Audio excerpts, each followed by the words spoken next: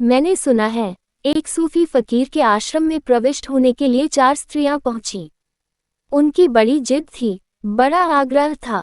ऐसे सूफी उन्हें टालता रहा, लेकिन एक सीमा आई कि टालना भी असंभव हो गया।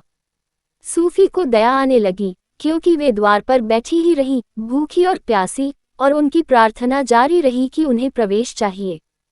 उनकी खोज प्रामाणिक मालूम हुई तो सूफी झुका, और उसने उन चारों की परीक्षा ली।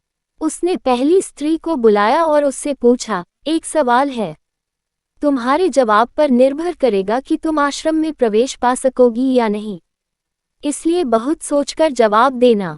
सवाल सीधा साफ था। उसने कहा कि एक नाव डूब गई है, उसमें तुम भी थी और 50 थे।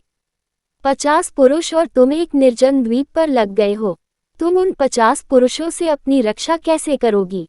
ये समस्या है। एक स्त्री और 50 पुरुष और निर्जन एकांत।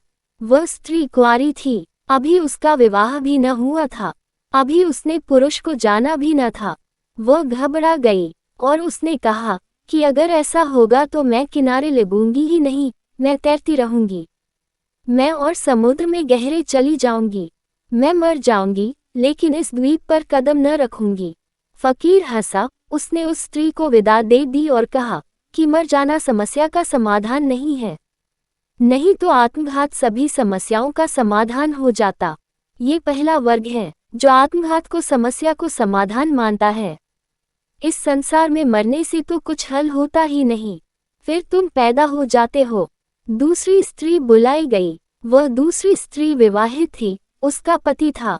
वही सवाल उससे भी पूछा गया। उस स्त्री ने कहा, इसमें बड़ी कठिनाई क्या है? उन 50 में जो सबसे शक्तिशाली पुरुष होगा, मैं उससे विवाह कर लूंगी। वह एक, बाकी 49 से मेरी रक्षा करेगा। यह उसका बंधा हुआ अनुभव है, लेकिन उसे पता नहीं कि परिस्थिति बिल्कुल भिन्न है। उसके देश में यह होता रहा होगा कि उसने विवाह कर लिया और एक व्यक्ति ने बाकी से रक्षा की, लेकिन एक व्यक्ति बाकी से रक्षा नहीं कर सकता। एक व्यक्ति कितना ही शक्तिशाली हो, 50 से ज्यादा शक्तिशाली थोड़े ही होगा। रक्षा असल में एक पति थोड़े ही करता है स्त्री की। जो 50 की पत्नियां हैं, वह उन 50 को सीमा के बाहर नहीं जाने देती। फकीर ने उस स्त्री को विदा कर दिया और उससे कहा कि तुझे अभी बहुत सीखना पड़ेगा, इसके पहले कि तू स्वीकृत हो सके।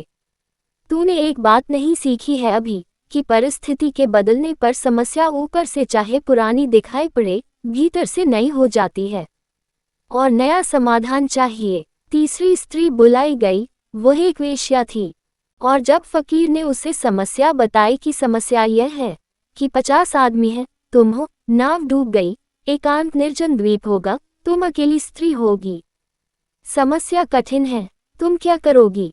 वह वेश्या हंसने लगी। उसने कहा, मेरी समझ में आता है कि नाव है, 50 आदमी हैं, एक स्त्री मैं हूं।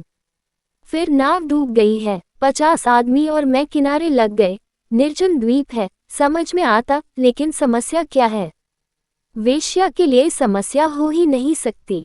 इसमें समस्या कहाँ है, यह मेरी समझ में नहीं आता। और जब समस्या ही न हो, तो समाधान का सवाल ही नहीं उठता।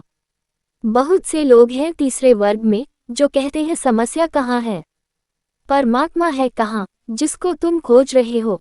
ध्यान होता कहाँ है, जिसकी तुम तलाश कर रहे हो? प्रार्थना, पूजा बकवास है। मोक्ष, निर्वाण सपने हैं। समस्या है कहाँ? कोई आने वाला नहीं है। कहाँ जा रहे हो? मंदिर मस्जिदों में, वहाँ कोई भी नहीं है। किस गुरु के पास जा रहे हो, किस लिए जा रहे हो? प्रश्न ही नहीं है, पूछना क्या है? वेश्या भी विदा कर दी गई, क्योंकि जिसके लिए समस्या ही नहीं है, उसे समाधान की यात्रा पर कैसे भेजा जा सकता है? चौथी स्त्री के सामने भी वही सवाल फकीर ने रखा। उस स्त्री ने सवाल सुना, आंखें बंद की, आंखें खोली और कहा, मुझे कुछ पता नहीं, मैं निपट अज्ञानी हूँ। वह चौथी स्त्री स्वीकार कर ली गई। ज्ञान के मार्ग पर वही जा सकता है जो अज्ञान को स्वीकार ले। ओशो।